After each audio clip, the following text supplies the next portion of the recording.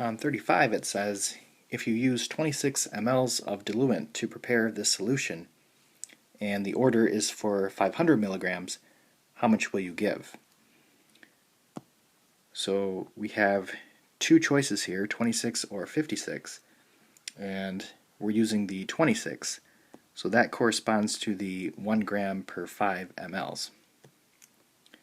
So that tells us that in our proportion we're going to use 1 gram over 5 mLs, and the order is coming in at 500 milligrams.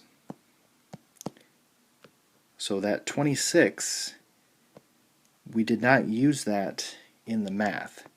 That 26 just told us to use 1 gram over 5 mLs. But the 26 mLs itself, we're not going to use that. So I need to solve this proportion, and I need to convert. This will be 0.5 grams, and that's going to give us 2.5. So 2.5 mLs.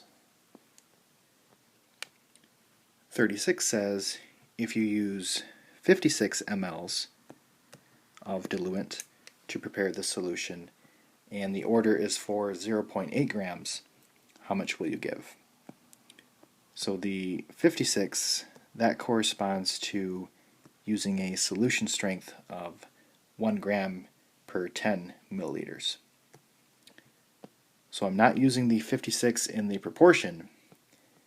The 56 just tells me to use 1 gram over 10 mLs.